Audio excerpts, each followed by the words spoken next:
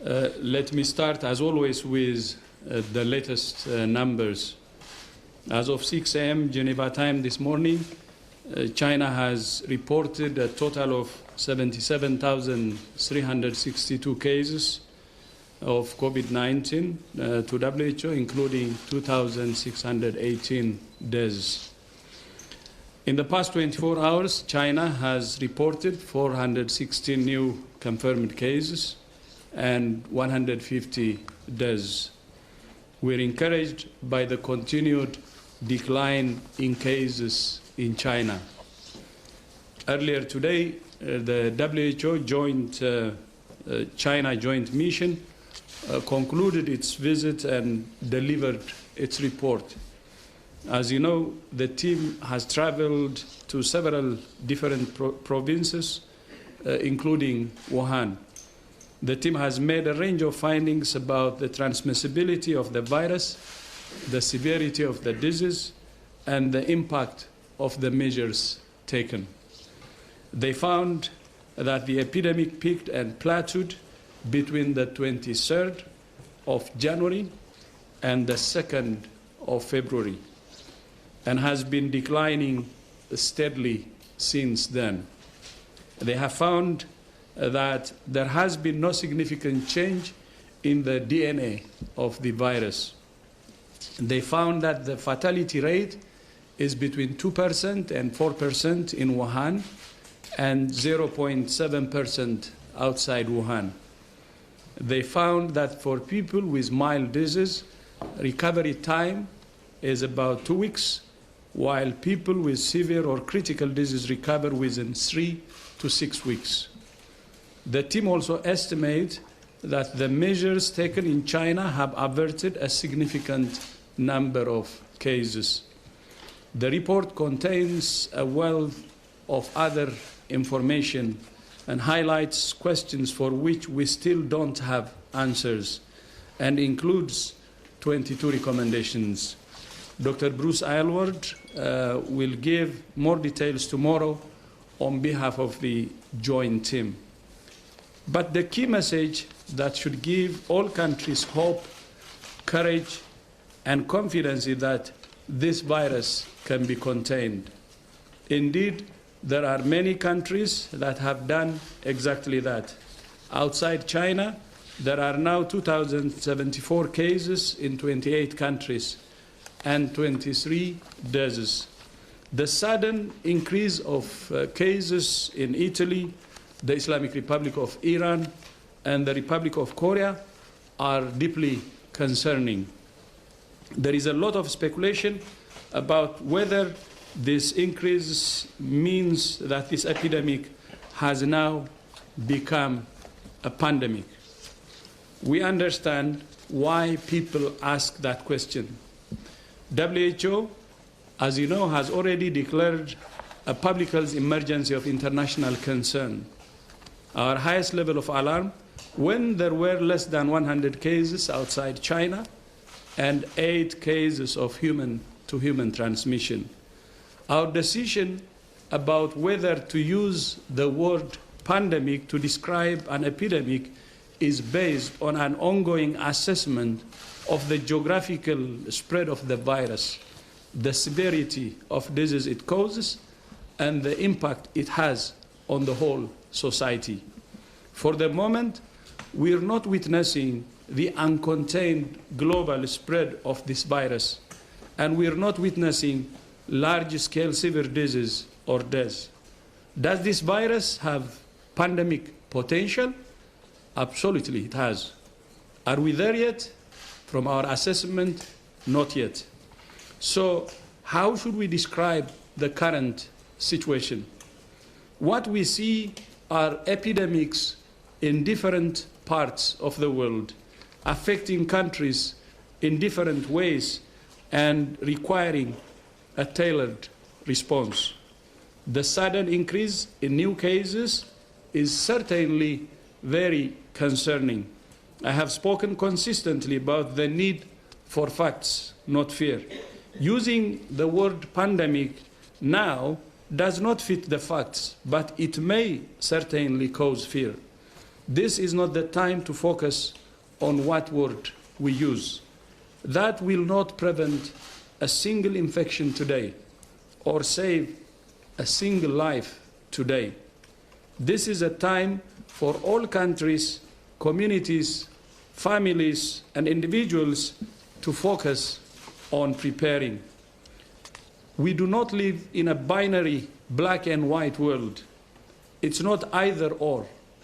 We must focus on containment while doing everything we can to prepare for a potential pandemic. There is no one-size-fits-all approach. Every country must make its own risk assessment for its own context. WHO is also continuing to do its own risk assessment and is monitoring the evolution of the epidemic around the clock. But there are at least 3 priorities. First, all countries must prioritize protecting health workers. Second, we must engage communities to protect people who are most at risk of severe disease, particularly the elderly and people with underlying health conditions. And third, we must protect countries that are the most vulnerable by doing our utmost to contain epidemics in countries with the capacity to do it. In the past few days, I have held meetings with the foreign ministers of France, Germany, Indonesia, Cuba, the Republic of Korea, and I want to thank them for agreeing to support the response. I also wish to thank the European Commission for its contribution of 232 million euros, which demonstrates the kind of global solidarity that gives me hope. France, Germany, and Sweden have also announced additional contributions. This is a shared threat. We can only face it together, and we can only overcome it together. When we act together, countries, regional and global health organizations, the media, the private sector, and people everywhere, our collective strength is formidable. Alone, we lose. Together, we win. I thank you. Thank you very much, Dr. Tedros. Before we start with questions, some of you may know Chinese health authorities have organized press conference at the end of the International Expert Team mission, where Dr. Bruce Aylward and the national counterparts have talked in more details about their findings. As we speak now, we are sending you audio file from this press briefing, so you can hear more about that. And with that, we will start with questions from our colleagues online. I'm calling on Politico. If you can hear us and maybe introduce yourself. Yes, hi, can you hear me? If you can just speak a little bit louder, but we can hear you. Yes, hi, this is Ashley from Politico. I just wanted to know, the contributions to the urgent funding appeal, the majority are still in pledge stage. When is this funding expected to be received by the WHO? Thank you for that. Yes, most of the funding is currently in pledge stage, but we do have mechanisms in-house for firm pledges that we can begin to spend against those pledges immediately, and we are making arrangements with Raoul, Thomas and Jen Ellison to do just that. So we should be able to start expending funds against firm pledges in the coming days. Thank you very much. Just to remind everyone, very short questions, as we don't have much time. We are now calling on, as I said, we will take a few questions from online first, because our colleague Chris has to go. Helen Bransfeld, very fast. Helen, short question. Hi, thank you very much for taking my question. I tried to listen to the audio from Beijing today, and I was unclear at times whether Dr. Aylward was recommending that other countries take the measures that China is taking. Is WHO suggesting that when the virus arrives in a new location, that countries should effectively try the lockdown approach that China has used?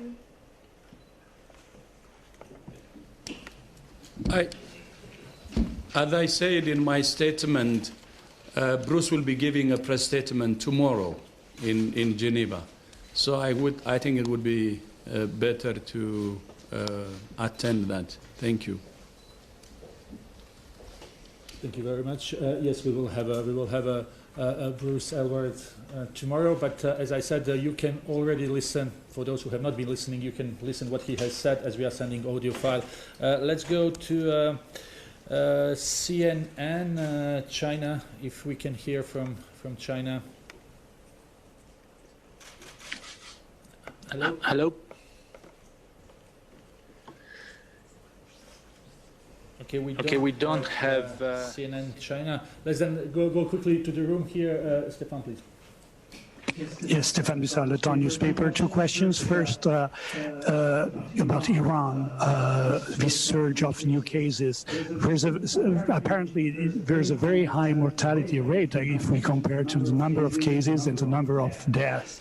So if you could elaborate on that. And second question is about Switzerland. Do you recommend any specific measures as far as the exposure to Italy is concerned? Thank you. Switzerland and Italy, the exposure, obviously, we have specific measure at the border. Thank you.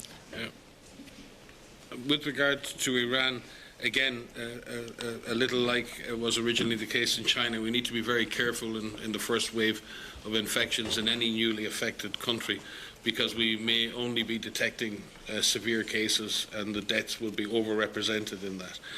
We also need to be cognizant that the virus may have been there for longer than we had previously suspected.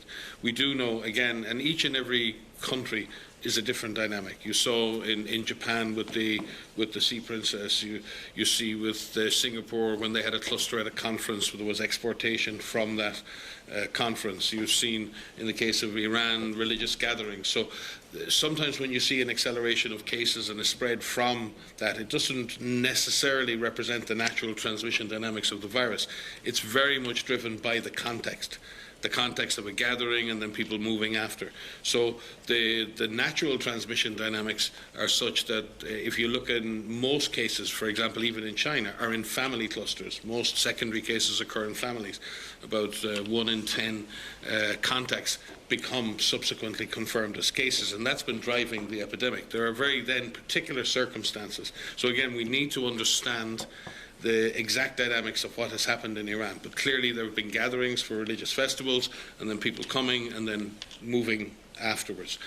So I think it's going to take another few days. We have a team arriving in Iran tomorrow, and our regional director will actually be there tomorrow as well, and a team arriving in Italy as we speak, and we're reaching out to all affected countries to ensure that they have the necessary technical assistance to understand the specific context and the transmission dynamics they're observing. But again, I caution everybody, please don't extrapolate from one individual country experience. Each situation is different.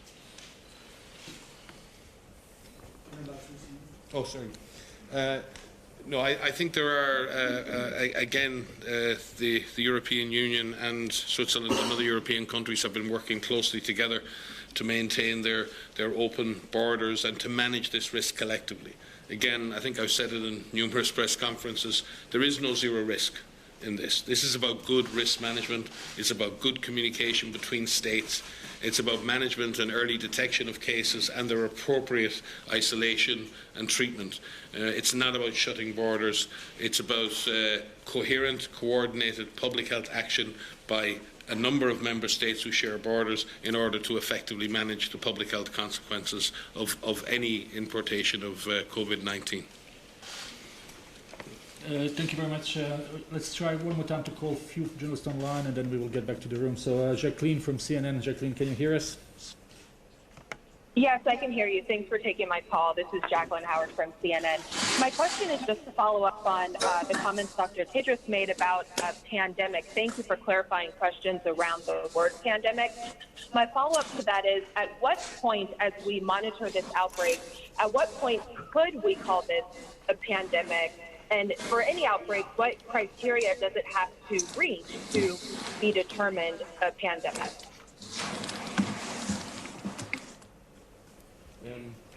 Sylvie may wish to come in on this. Pandemic comes, I think, from the Greek pandemos, which means everybody, demos meaning the population, pan meaning everyone. So pandemos is a concept where there's a belief that the whole world's population would likely be exposed to this infection and potentially a proportion of them fall sick. And we've seen it in influenza.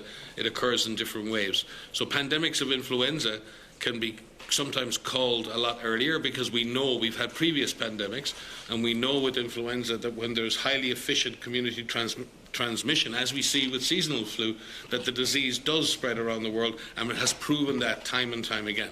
So it's much easier to say a pandemic will occur in an influenza situation. What we don't understand yet in COVID-19 are the absolute transmission dynamics. And look what's happened in China. We've seen a significant drop in cases, huge pressure placed on the virus, and a sequential decrease in the number of cases. That goes against the logic of pandemic. Yet we see, in contrast to that, an acceleration of cases in places like Korea, and therefore we're still in the balance. It's very important that, and the Director General has said this time and time again, now is the time to prepare. So we're in a phase of preparedness for a potential pandemic.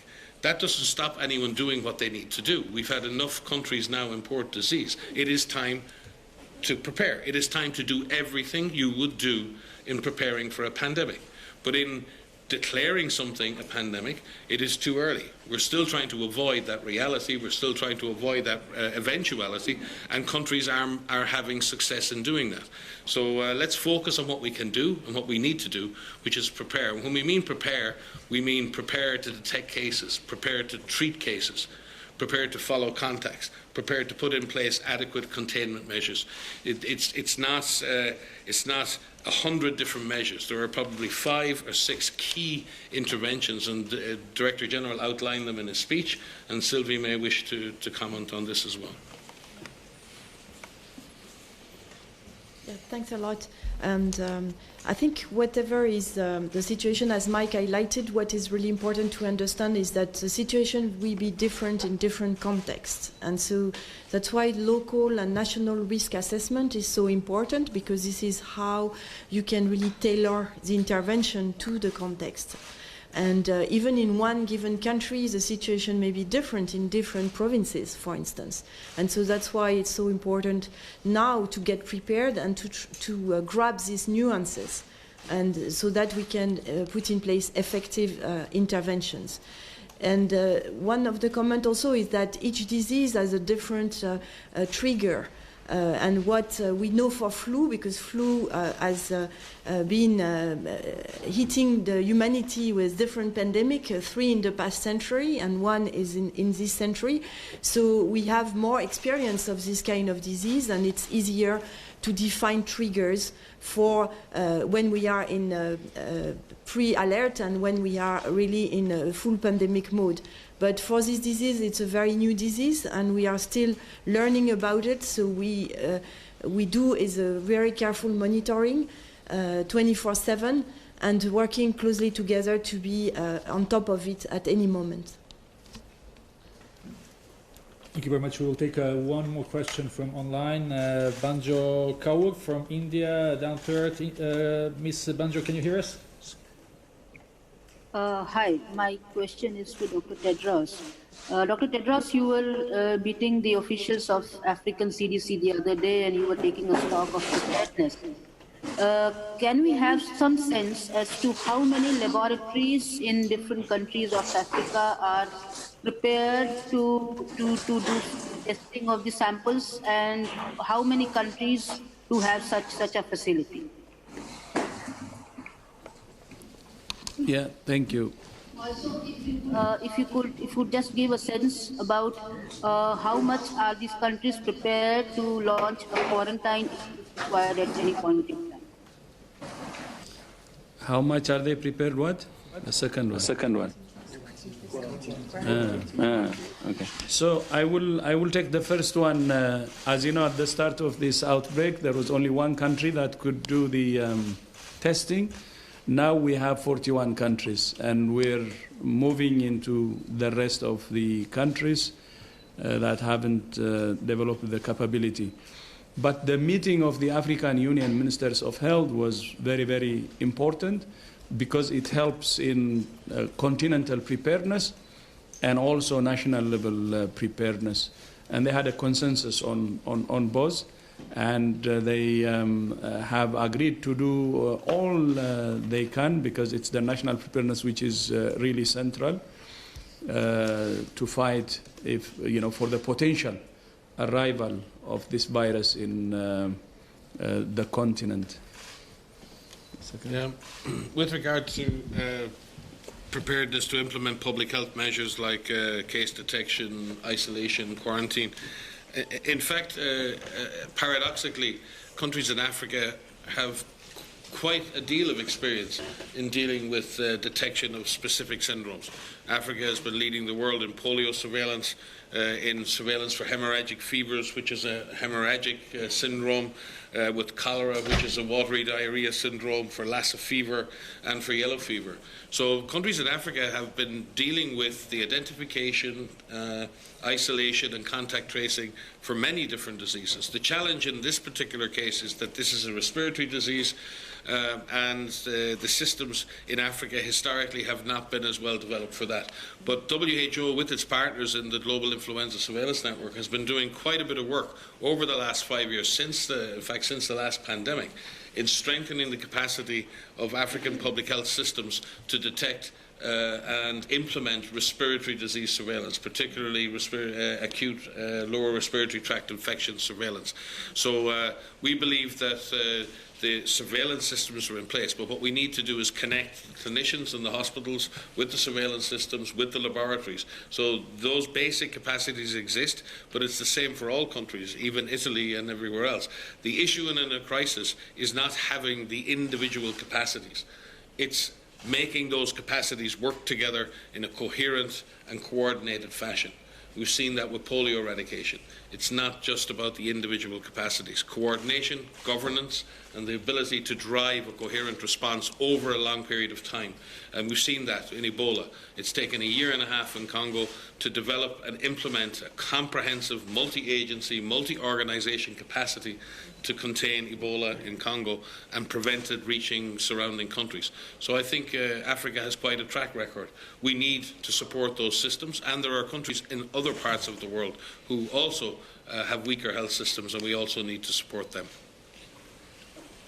Thank you very much. We'll take a few more questions from the room, and then we will have to go. Yes, please. First question, and then Catherine, and then we will probably have to move on.